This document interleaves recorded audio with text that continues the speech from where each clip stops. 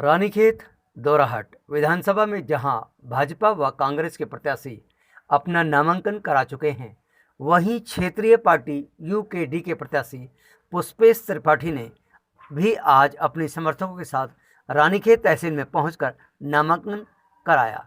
उन्होंने कहा कि राष्ट्रीय पार्टियों ने बार बार उत्तराखंड को लूटने का काम किया है, इसलिए इस बार दोराहट विधानसभा की जनता उत्तराखंड क्रांति दल के प्रत्याशी को जिताकर विधानसभा पहुंचाएगी। देखिए हमारे भारत पोस्ट संवाददाता बलवंत सिंह रावत की ये रिपोर्ट। ये तो फाइट मानने का कोई सवाल ही पैदा नहीं होता। मैं जनता के मुद्दों को लेकर के चुनाव लड़ रहा हूं। उसमें मुझे लगता है कि इससे पहले के 4 चुनाव में जिस तरीके से राष्ट्रीय दलों ने जनता को ठगा है, पूरे तरीके से जनता इस समय उत्तराखंड क्रांति दल, क्षेत्रीय दल, दोराहट विधानसभा समेत उत्तराखंड के अधिकांश विधानसभाओं में युवा उत्तराखंड क्रांति दल के साथ खड़ा है। प्रत्याशी हैं और आप दोराहट विधानसभा क्षेत्र से प्रत्याशी के बतौर चुनाव लड़ रहे हैं, तो आपकी प्राथमिकताएं क्या रहेंगी?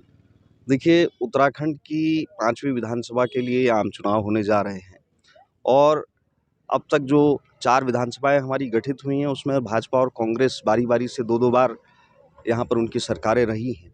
लेकिन आज जो सबसे बड़ा इशू है हमारा, वो स्वास्थ्य को लेकर के है। आज भी हमारे इन दूरस्थ क्षेत्रों में, हमारे पहाड़ के विकास खंडों में स्वास्थ्य व्यवस्थाएं बदहाल है और यहाँ तक कि हमारे जिला चिकित्सालय की स्थिति भी बहुत अच्छी नहीं है।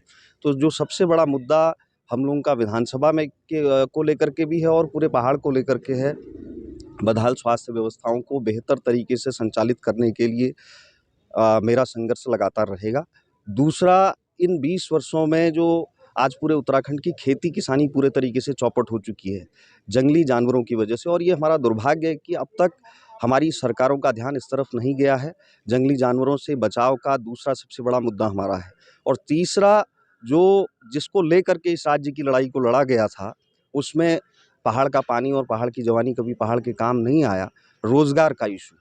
इन 20 वर्षों में ये अलग बात है कि एक सिलसिला चलता रहा पलायन का, लेकिन लॉकडाउन कोविड-19 के चलते जो लॉकडाउन में परिस्थितियां बनी हैं, जिसमें हमारा नौजवान महानगरों में जो लगातार यहाँ से जा रहा था, वो वापस लौट करके आया, परेशान था, नौकरी चली गई, खाने को नहीं था।